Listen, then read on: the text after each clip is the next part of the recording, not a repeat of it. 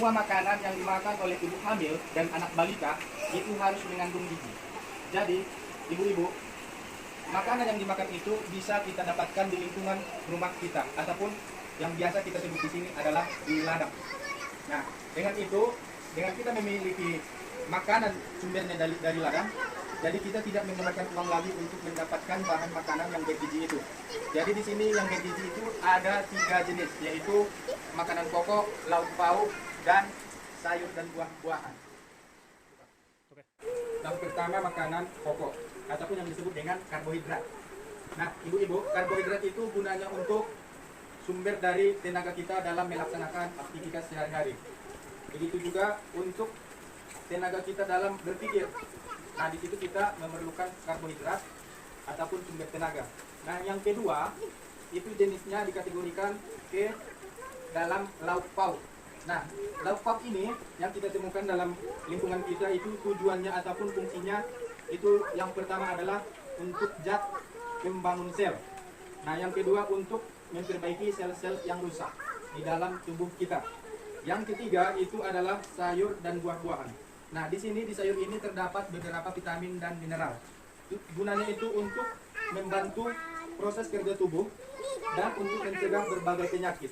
Jadi ibu-ibu, ketiganya itu tadi yaitu bahan makanan pokok, lauk pauk, dan sayur dan buah-buahan. Di sini kita akan membagi kelompok menjadi 3 kelompok.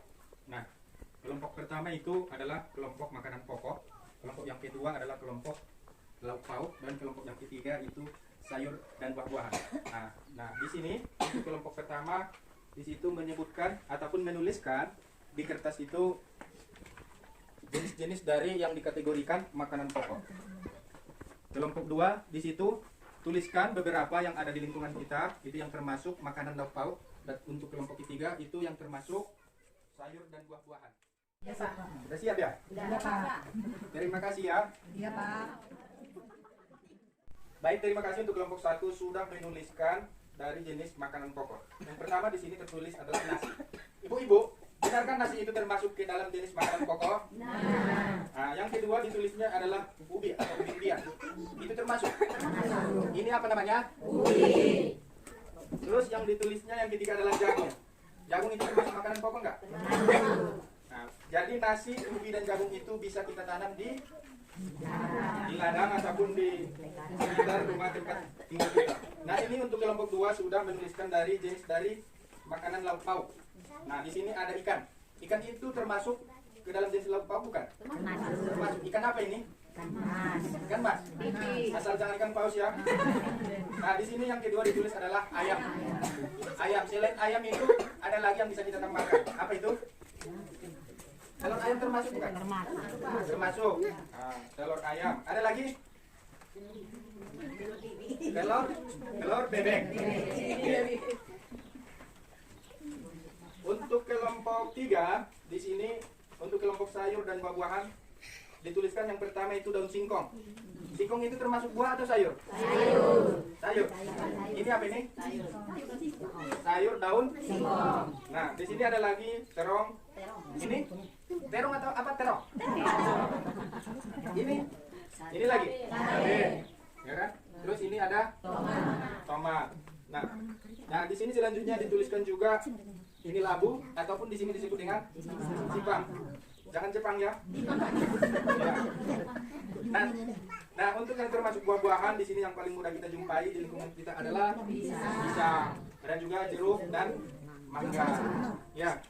Nah, dari sini ibu-ibu, selain yang dituliskan tadi ada nggak yang belum kita tuliskan ataupun yang belum kita singgung yang termasuk ke dalam jenis makanan pokok ataupun sayur-sayuran yang ingin kita tambahkan ke sini? Ada lagi?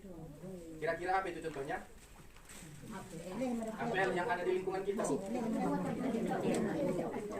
Pepaya, iya benar, pepaya. Langsat. Ya, kacang-kacangan juga bisa ya? Kacang-kacangan. Ada lagi? Ada lagi, udah lupa? Oke, nah, tepuk tangan untuk semua kelompok yang sudah menuliskan. Ibu-ibu, makanan yang kita makan ataupun kita konsumsi bagi ibu hamil dan anak-anak balita itu harus disebut dengan makanan yang seimbang, yang mengandung gizi. Jadi yang dikatakan seimbang di sini contoh, jika kita makan siang di sini contohnya makanan pokoknya ada makanan pokok, ada lauk pauk dan ada sayur dan buah. Nah, kita contohkan untuk makan siang bagi ibu hamil. Nah, di sini tertulis harus ada nasinya. Harus ada nasinya. Jadi nasinya di sini banyaknya itu harus diukur. Mengukurnya kita estimasi ataupun kita kira-kira aja. Nah, di sini yang untuk nasinya itu harus minimal 150 gram. Nah, jadi 150 gram itu 1,5 ons atau os. Nah, kalau di kehidupan sehari-hari jika nggak ada timbangan maka kita menggunakan sendok. Kalau sendok nasi apa namanya? Sendok nasi apa namanya itu? Nah, jadi kira-kira 3 sendok nasi. Ya, bagi ibu hamil makan siang. Nasinya kira-kira 3 sendok nasi. Jangan sendok makan ya. Nah, Tapi tanpa sendok makan. nah, seterusnya untuk lauk pauknya. Nah, di sini jika ayam kita makan, yang ibu hamil makan itu beratnya harus 75 gram, hampir 1 ons. 1 ons itu kalau dipotong, potongan ayam itu 1 potong besar ataupun 2 potongan kecil. Ya, kalau tidak dipotong berarti utuh, itu biasanya kan masih dipotong-potong. Jadi perkiraannya 1 potong besar. Nah, jika yang dimakannya adalah telur, itu jumlahnya telur itu agar memenuhi seimbang itu adalah 1 butir. Nah, jangan 1 butir itu dipotong bagi 3 jadi itu pagi, siang atau malam. Jangan, kalau siang 1 butir. Ya, di sini anjurannya begitu. Ya. Harus 1 butir ya Pak ya? Iya, harus 1 butir, Bu. Nah, selanjutnya di sini jika tahu. Nah, kalau tahu itu minimal itu 2 potong. 2 potong ibu hamil. Nah, kenyataannya kalau di sini 2 potong itu untuk 1 keluarga. Ya, kalau ibu hamil biar dikatakan gizinya seimbang itu harus 2 potong. Ya, ingat ya, Bu? Ya. Nah, selanjutnya di sini yang sayurnya itu harus 150 gram atau 1,5 ons. Kalau kita kebiasaan di sini satu tempat yang kecil, tempat sayur itu apa namanya, Bu? Tapak. Iya, 1 tapak itu untuk ibu hamil. Biasanya di sini kan bapak-bapak yang dibuatkan khusus tapak. Ya, jadi di sini ibu hamil yang dikonsumsinya minimal 1 tapak. Ya. Nah, untuk buahnya jika pisang cukup 1. Kalau untuk pepaya 2 potong bisa. Untuk jeruk minimal 1 buah tapi yang besar. Kalau di sini buah jeruk itu besar, tapi ya kalau yang kecil itu harus 2. Itu untuk makan siang. Ya, Bu, ingat tadi nasinya harus 3 sendok nasi. Kalau kalau telurnya berapa butir? 1 butir. Kalau tahu 2 potong. Kalau sayur 1 tapak. Kalau buah 2 buah jeruk kecil ataupun 1 yang besar. Jadi ibu-ibu di sini saya akan menyampaikan 3 pesan menu gizi seimbang. 10 pesan menu gizi seimbang. Yang pertama, syukuri dan nikmati aneka ragam makanan. Maksudnya di sini kita manfaatkan aneka dari makanan itu. Jangan mempertahankan telur saja yang dimakan padahal masih ada ikan, tahu, tempe yang lain. Iya, Bu? Ya. Nah, yang seterusnya, banyak makan buah dan sayur. Karena itu untuk mendukung pertumbuhan dari anak balita dan ibu hamil. Nah, seterusnya biasakan mengkonsumsi lauk pauk yang mengandung protein tinggi. Yang biasa kita dapatkan di sini yang paling mudah adalah telur ayam, bukan telur unta kan? Nah, yang selanjutnya biasakan mengkonsumsi aneka ragam makanan pokok. Nah, biasanya kalau dia sukanya hanya telur, ya cobalah untuk memakan protein yang lain seperti tahu dan tempe. Jangan dipertahankan hanya telur itu, Bu, ya.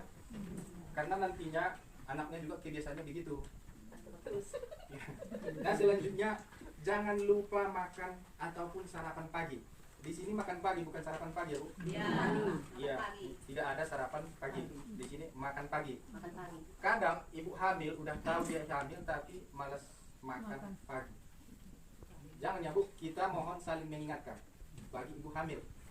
Nah, untuk balita juga itu harus dipastikan dia setiap pagi makan pagi ataupun sarapan. Nah, selanjutnya di sini adalah minum air putih yang cukup dan aman. Maksudnya di sini minumnya sesuai kebutuhan dari si ibu hamil ataupun anak yang balita.